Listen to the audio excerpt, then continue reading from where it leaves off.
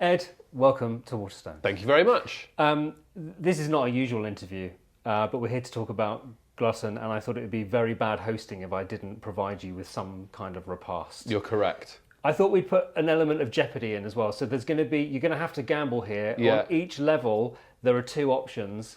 You're going to be choosing A or B. Yeah. I'm going to go with this one first because, well, it was hot. It may not be hot anymore. Oh, this is fantastic. You have to choose option A or B on the first course here. What are you going to go for? Oh, so I choose... You choose. I'm choosing blind. Yep. Though. I'll go with option A. Option A. So this was going to be way more complicated, but I couldn't get one of the things. So in fact, everyone will recognise this kind of box. Yeah. And it was a question of whether you were going to get the pizza or the dough balls. So you've ended up with the pizza. But it's the world's smallest pizza. That is tiny. Isn't it cute? It's called a piccolo. It's for kids, really. Yeah. But I thought, given the time we've got together, not to go too overboard. We need to talk about pizza. Yes. It features very heavily in your life and Yeah. indeed in the book. Please help yourself to a slice of piccolo. I'd say it features less pizza. heavily in my life these days. These days. Yeah, it used to feature a lot more heavily in my life. Here is a tiny pepperoni pizza. You, of course, have polished off not one, not two, not three, but four in a day. pizzas in one day. I'm going to have a bite. Have a bite. I'm going to have a cheeky dough ball with some garlic butter. Pizza Express, man. That taste. I think people are too down on Pizza Express these days. Well, Rachel, behind the camera, was a bit down on Pizza Express earlier on, and I had to issue a corrective. Yeah. There's nothing wrong with it. That's why it's still going all these years later. But I think maybe it's nostalgia. I think it tastes fantastic, but it tastes like swimming to me. Do you know what I mean? Like, it tastes like I've just been swimming and that's what I'm having after swimming. Is that your post-swimming? Yeah, I think it must be. I think that's why I connect swimming to it. Otherwise, it'd be a very odd thing to happen. Yeah. Yeah, it just tastes like I'm a kid and I've just done an activity. But I think it's fantastic. I'm annoyed with Rachel, to be honest. Well, I feel as though we might need a drink to go with. We might have to skip to a drink. We'll cover all of these things through our chat. Yes. So there are two drinks in this next box. Yeah. Again, option A, option B. What are you going to go for? Maybe I'm just going to go option A across the board. Maybe that's the best way of doing it. I'll go option A. This is very interesting. Okay, so option A gave you the glass of red wine as opposed to the pint of Guinness. We're going to talk about both. Yeah. But I do just want you to have something to sip. Now, I did admit before we started recording that I am hungover today. And that's why I'm here to help. I drank so much wine yesterday. Would you rather have something soft? I mean, I'll hold it and talk about it. But we'll see what happens if I have one tiny sip of this. Do you think it would be bad? We're on that part of a hangover where if I have a sip, it could be like absolute pure disgust. Yeah. Or it could start me having that whole glass of wine to get over the fact I had many glasses of wine yesterday. Sometimes it can help. Sometimes. Tell me more about the red wine that you've bought for the podcast. What wine do you think would go well with a pizza from Pizza Express? Well, I guess Italian, but you know, is it one of the sort of big heavy Italians? Are we talking Barolo? My God, I wish our budget extended to Barolo. I see. Again, you were mentioning that this means swimming to you. To me, it means a meal out with my parents. Yes, like as a family, at which they would always get a bottle of Montepulciano di Lusso, which is what that is. It's very tasty. I have a Guinness here. We have a lot to talk about here. But let's begin with the pizzas. Please explain to me how it's even physically possible to eat 4 pizzas in a day. Well, yeah, I mean, it was a memory that I unlocked as I was writing the book, and I would say that it was quite horrifying having to relive the whole thing, and it was a longer part of the book than I anticipated it would be. I used to have pizza for breakfast quite regularly when I was at university. Yep.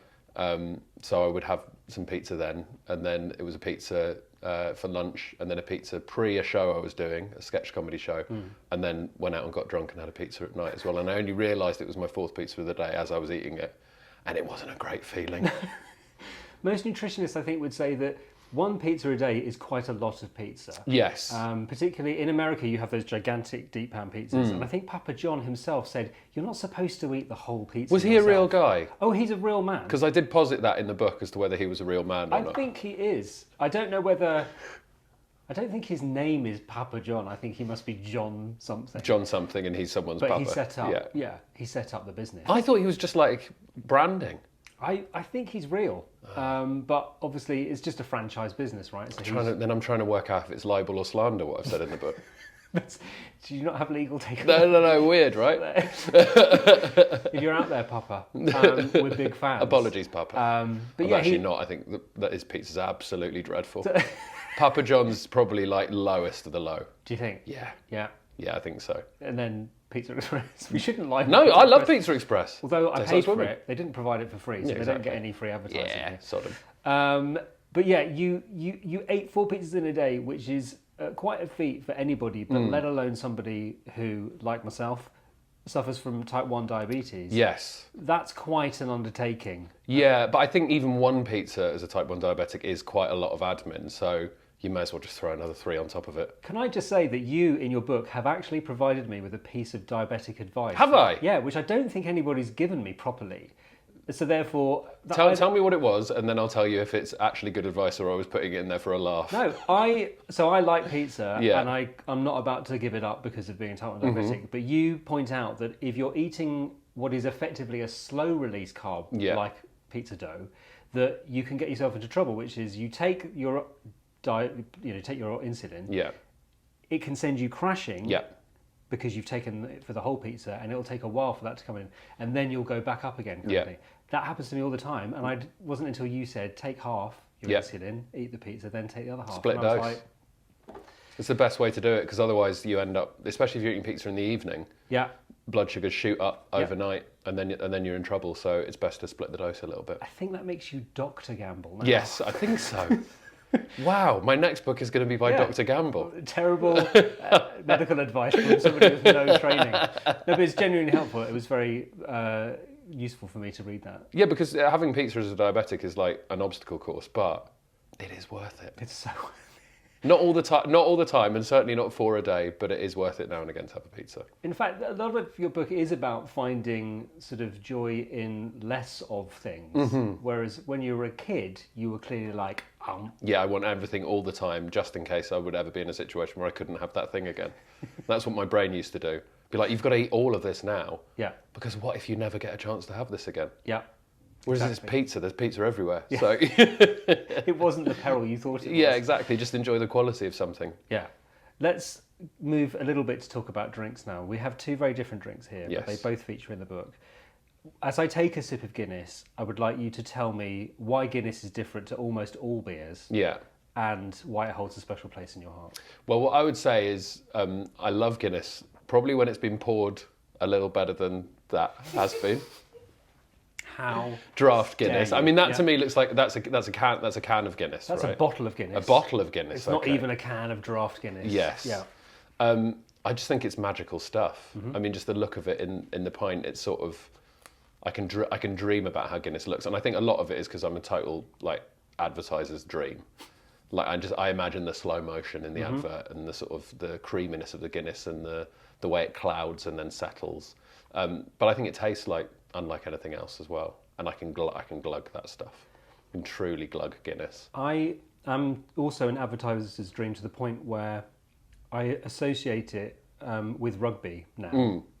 So whenever the rugby's on, as it is in the moment with the World Cup, I'm like, we should get some Guinness. We should get some Guinness, yeah.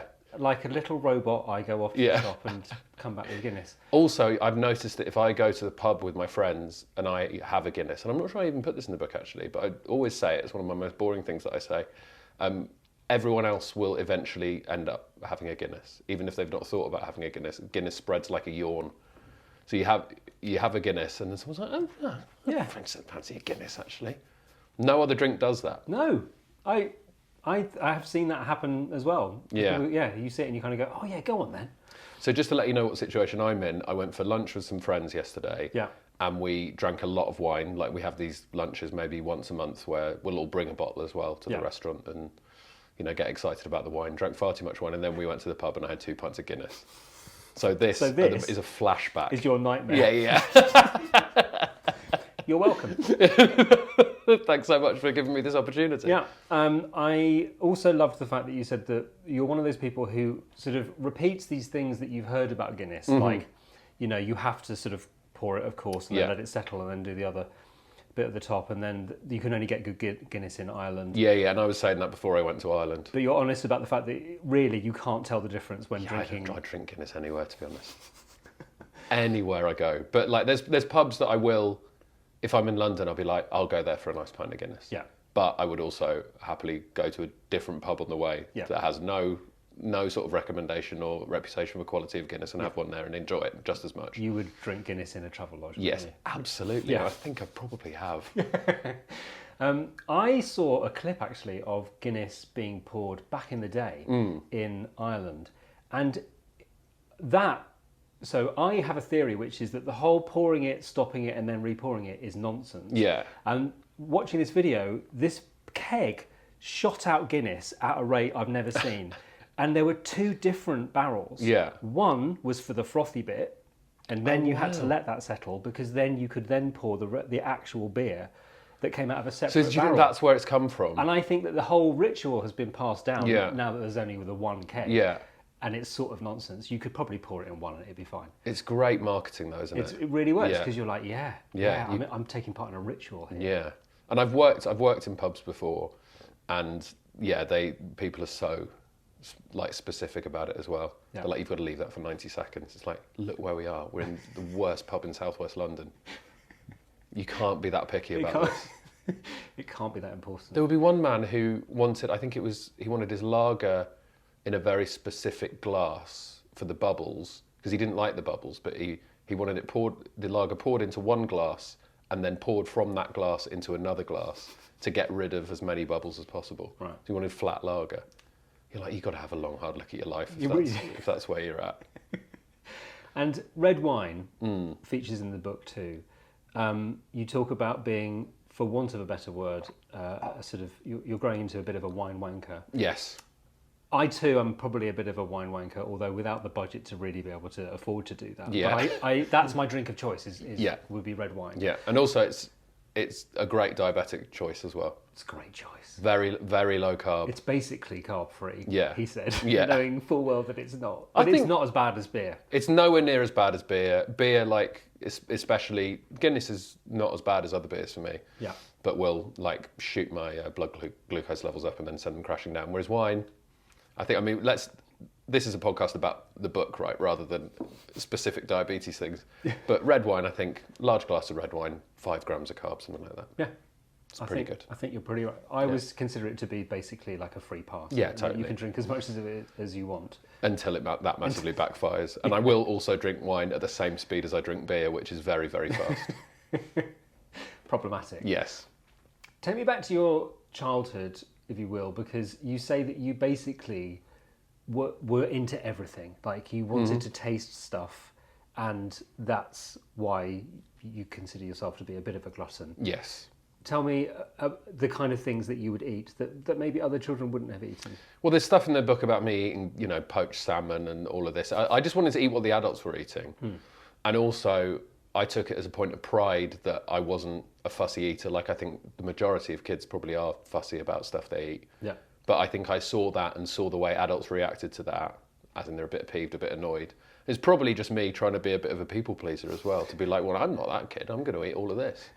And then got a real love for food through doing that. I would just absolutely, never had the kids menu. No. And also it was about, it wasn't just that, it was about quantity as well, rather than... Yeah. So I would, eat the sort of pickers basket was my favourite thing. The what? The pickers basket. What's that? From the Brasserie on Wandsworth Common. Come on, do you not know the pickers basket? It's like a selection of all the starters in a big basket. Right. And I would eat that as my main course as a kid. That's also one of my favourite things is when, so I have to confess to making a fool of myself at any hotel breakfast buffet. Yeah. Because I'm like, but there's everything. Yeah. So you have to have everything. Yeah, absolutely. And also, I did go to a restaurant once with my wife, very nice restaurant, and one of the options on the dessert menu was basically to have a little bit of all of the desserts. And I was a bit like, can we live here? Yeah. Because that's my dream. Is to have a little bit of every dessert. And there was literally like a little bit of cheesecake, a little panna cotta, and it was like a little mini version actually. It wasn't a slice, it was like a little mini version of all that's the great, because my worst thing is going to a restaurant and being like, well, I'll have that, but what if the other thing's nice, and what if we don't come back here? I'll never experience that. Exactly. Can you say you've been to a restaurant unless you've eaten everything on the menu? Exactly. So Picker's Basket sounds like the perfect starter. Yeah, that's the dream. And a little bit of everything is the perfect dessert. Yeah. What's the main course version of this that somebody hasn't invented yet? I guess just eating all the main courses. I think it is the option is there. It's just most right-minded people steer clear of it. Was there, as you say, you sort of like going through your life, you remembered stuff that you had kind of forgotten. Was there anything that was truly surprising when you were putting this book together? I think just seeing the patterns of things and the reason why I do things. I think that thing I was just saying before was very interesting to me about my life of being like, I just want to sort of prove to people that I'm not trouble. Yeah. Like that I will eat anything and I will enjoy that, and quite how much of my life as well can be connected through food. Like obviously I was like, I'll write the book. I wrote out the idea and I thought it was a good one, but I didn't realise quite how much everything in my life does involve food in some way. Yeah. So it was a springboard to every single thing I wanted to talk about in a book anyway.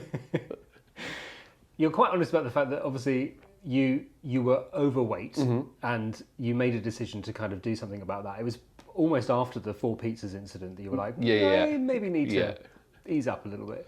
But was there, how hard was it to actually make that change in your life? I feel like it wasn't. The mental shift was the hardest thing of deciding to do it and then deciding to make a lifestyle change. But the actual act of doing it wasn't that hard, because I think I say this in the book as well, but if you're doing nothing and then you do one thing, you immediately see results. The hardest thing for me was when I lost loads of weight and then, you're putting a bit back on, whatever, but then trying to make changes when you are sort of doing everything sort of right. Making changes there is difficult. Yeah. But when I was like, wasn't exercising, was drinking loads, was eating loads, very sedentary lifestyle, just going like, I'll probably start walking to that place rather than getting the bus or whatever, you immediately see results. So it's actually a very exciting time where you're like, oh, I'm actually doing something. I've got willpower. I never knew I had willpower. Yeah.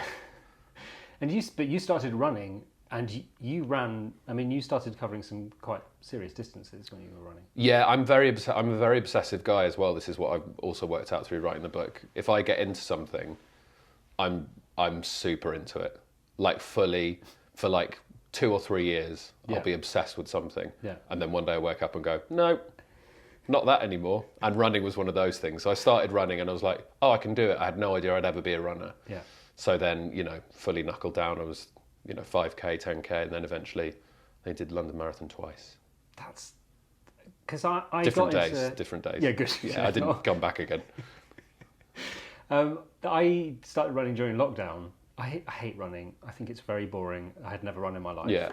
And I did it just because of having something to do, and then totally got into it because I found it very helpful mentally, actually, more than physically.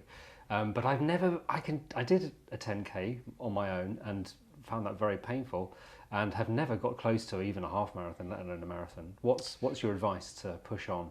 Well, if you want to, you just have to want to do it, I think, and just find a way of. Like I like that it's boring. That's what I really enjoyed about it. I could just put podcasts on or put music on and just absolutely think about nothing. Yeah. And also I think it's that obsessive quality that I have, that I like seeing a training schedule. I just got a training schedule for the internet for the marathon and just building it up, and then doing it. And I'd say the day of the London Marathon is incredible. Like, it's hard to beat that experience. You come out at mile 24 from under this tunnel thing and it's packed and people are just going absolutely crazy. It's an amazing feeling. And running along the parade at the end as well is just such a buzz. I'm all for a buzz, but I don't know that I can motivate myself to run that far. That's fair enough as well. So far. Well, just go down and watch. Yeah, I can do that. You can get the atmosphere. Yeah, that's true. Yeah, just be part of that. I'm going to move on to box 3 now. Okay. Again, same rules apply. There's an option A, there's an option B. I think I might be able to tempt you more with this than any other box so far. Okay. But maybe not. I'm going A again. You're going A again? Yeah. That's the technique. This was the sort of dessert course, although, as we know, dessert can always be cheese. Yes. And for those who are looking on the camera, you might not be able to see this. We have a cheese board and we have dark chocolate. Yes. Again, the diabetic's choice, often dark chocolate. And this one, more than most, I have found, so low in carbs, it's basically carb free. Yeah, it's just the higher the cocoa, the lower the sugar, really. So it's delish. Talk to me about cheese, because, as you say, as a child, there would often be a cheese block in the fridge with your teeth marks in it. Yeah, I just used to eat it like a big apple, which never went down well with my mum. I mean, I love it. And even like this, like cheddar is just, I mess around with all the cheeses, you know. Yeah. But anyone who's like, oh, my favourite's brie or my favourite's this, you know, no, come on. Cheddar's the OG. Cheddar's the boy. And again, I was surprised by quite how much I wrote about cheese in the book. Think about all of the foods available to us all over the world. You know, we live in London, global city, and I spent a lot of the book talking about cheese and pizza. It sort of damaged my reputation as a foodie, but I mean, there's a whole section in the book of me putting together a football team, but as a cheese board. Well, let's get on to that. I'm going to give you the option here, should you wish to have some of this cheddar. There are biscuits, there are pickles, there is even some fig and fennel chutney. Are you a cheese and chuts kind of guy? Oh, it's a bit fancy. It's a bit fancy. You're just like, I want the cheese. I just want the cheese. I don't want to cut it with anything else. Have cheese. Yeah, I'm gonna have a chunk of cheese. I'll tell you first of all a great line I heard the other day, which was somebody who said, "Why do the French and Italians have so many different types of cheese?" Mm-hmm. Because they haven't worked out how to make cheddar yet. Mm-hmm. And I was like, that's a great line, because they are. I love French cheese. I love Italian cheese. But there's something about. I have heard that before. And you said it in quite a delicate, artful way. I have had that said to me in a sort of quite Jeremy Clarkson way as well. The French haven't worked out how to make cheddar yet. No. And that, I think they're smashing it over there, but that is truly just... Oh. There's, I think that, especially if you have a very mature cheddar, in the same way that if you eat a big chunk of Parmesan, you can get that thing where it does something to your jaw. It does make you literally kind of go, oh, yeah, come on. We start drooling at the back, and there's crystals in the cheese, and it's this is probably. You start to feel like one of those big dogs, like the one from Turner and Hooch. Yeah, shoelaces of drool. That's what I'll often do. I'll have a big chunk of cheese, and then I'll just shake my head around and. Yeah, leave somebody else to tidy up after you. Your cheese board as football team does make for interesting reading. Yes. Particularly. That's good. That's what I was aiming for. You can put that on the Makes for interesting reading. Waterstones. There are, I think, some good choices on your cheese board. Yeah. But then you do make the case for some additions to the cheese board that you think are lacking, which I believe were feta, halloumi, and cheese strings. Cheese strings. Feta, I can go with. Yeah. Halloumi, I can definitely get with, but of course it has to be cooked, which doesn't make it great for a cheese board. I have eaten it raw before, but... Was it very squeaky? Yeah, so squeaky. I mean, it's squeaky anyway, but pre-cooked is... Just pure squeak. You're cooking out a lot of the squeak, I'd say. Okay. But cheese strings, I'm going to need some convincing. I just think people are too snobby about cheese strings. Yeah. I think it's one of the biggest scientific achievements we've managed as the human race, turning it into string. You kidding me? It's amazing. Yeah. Cheese strings. I'd imagine there's similar minds working on both. Yeah. It's just, one of them has gone off in a different direction and decided to focus mainly on making dairy products fun to play with. I just think it'd blow people's minds if they got a cheese board and there was just a cheese string in the middle of it. Do you think? Yeah. Like, what the hell? Also, there's other cheese. There's like fancier cheeses. Like there's Oaxacan cheese, like Mexican cheese, that is basically cheese string. Okay. And you put that in tacos and quesadillas and things like that. No one's complaining about that, Right. I just think it's all branding, right? I like the little guy on the front. Yeah? Yeah. He's quite similar to the pepperami guy, He is. I feel. Yeah. I don't think they get on, though. So, this is the thing, like, you put other things on a cheese board, like these little cornichons we have here. Right. But these cornichons came from a packet that also included little pepperami type things. Yeah. And so suddenly I was like, hang on a minute, maybe we've been too harsh on pepperami. We are. It's charcuterie. It comes in that weird salt bag. Yeah. But apart from that, delicious. But yeah, I think the pepperami guy and the cheese string, they're at opposite ends of the spectrum, really. Is it just cultural snobbery that's keeping the cheese string off that cheese board? Oh, definitely. Because it's also something that you put in kids' lunchboxes, right? Mm-hmm. That and the froob. Yeah. Any tube-based child's product, I think people are a bit snobby about. What about the Dairy Triangle? Now, again, I can't believe everything you're saying here. I do have something in the book about the Dairy Triangle. I once ate 12 of them at school at the same time. I mean, I like a Dairy Triangle. I think there's better spreadable cheeses out there. Yeah. I think they're not as convenient as a cheese string. I don't think the little red tab to get them out of the triangle shape is particularly useful. I think you end up with Dairy on your hands. Yep. But it's another cultural institution, really. When you say you ate 12 in one sitting, yeah. From my memory, there's 6 in a full round of Dairy. Yeah. So you're talking about 2 full rounds of Dairy. Yes, but it was at school dinner where they would put a big sort of dish of them out the packet. Yeah. And me and someone else had a competition to see how many we could get into our mouths at the same time. So we just basically grabbed pockets full of them and went outside and straight in. Did you win? Yeah, but no one won. No, there were no winners that day. So claggy. There were... Only losers. Can you still eat it now, having been through that experience? Well, yeah, but I'd rather put it on a bit of bread than just go straight in the gob. And you mentioned there that fig and fennel chutney, quite rightly, was probably a little bit poncy, but because you're a fan of cheese, literally just cheese. I like the product. Sometimes I'll put it on crackers. I quite like the sort of pickly elements to the cornichons as well. But I think if you're putting like a fig and fennel chutney on it, you're taken away from the cheese. Is there not an element of alchemy here, where something can bring something else to the cheese? Maybe the right partner. Potentially, but it's not that. Okay. It's far too sweet. Okay. I just think, I think people get to. Also, that's a sort of, I've been given those before, and now and again you're like, oh, fancy a bit of that, and then that will sit in the fridge for 2 years, and then I'll throw it out. Do you have a fridge shelf like mine, which is 100% sauces and chutneys and things in jars that sit there for a while? Absolutely. Don't get used. Hot sauces that are just hot sauces where I've gone, maybe I can take a hot sauce called the butt burner 8000, and then you have one drop of it and go, absolutely not. Leave that in the fridge forever. I'm going to throw the whole fridge out. Yeah. It needs decontaminating. Yeah. I don't know. I have a Carolina Reaper sauce that is sat there, and it's not. There's not never pleasant. There's never a good time for that. No. It's no good. In the book, you as I say, you sort of describe how you've gone on to become a bit of a foodie and discovered that that less is more and higher quality ingredients and all that sort of stuff.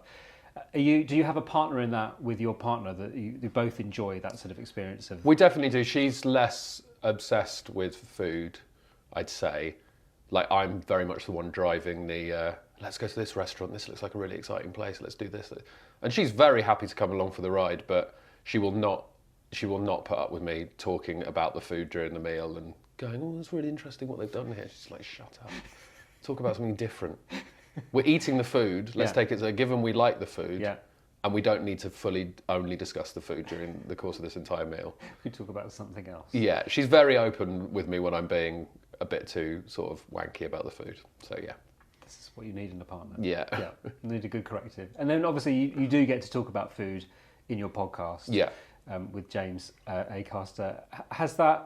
That has just been such a phenomenal success.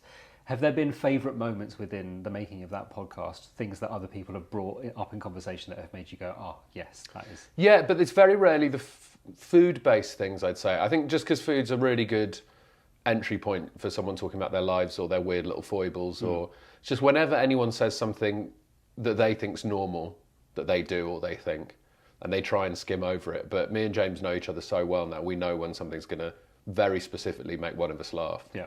So it would normally be a moment like that when someone says something and me or James will go, what? Hang on, go back to that.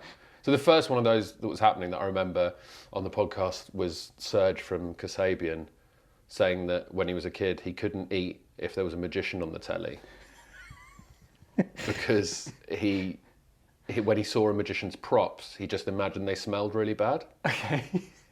So it's stuff like that where you're like, I've never heard anyone say that before. So we could talk about that for like 20, 25 minutes, you know. Yeah, it's all those moments that are just so much fun. And they never stop because everyone's got something weird like that. That is a very unique experience. No one's hearing that and going, can totally relate. Yeah. Although, you'd be surprised, we had messages from people going, oh, I completely understand that. Really? Yeah. Yeah, there's a lot of weird people out there. Okay, that's good to know. Thank God, because they're all listening, right? Yeah. Ed, I'm sorry to have brought foods that were both traumatic and drink that was borderline abusive, given the state that you're in. I think two little sips of that has sort of righted me. Okay, good. It was good. I just can't have any more of that. That's fine. Because then things are going to go down the same road. I won't push you any further. Thank you. But it has been a delight to talk about Glutton. It was so much fun to read, and thank you for telling us a little bit more about it. Thanks for having me.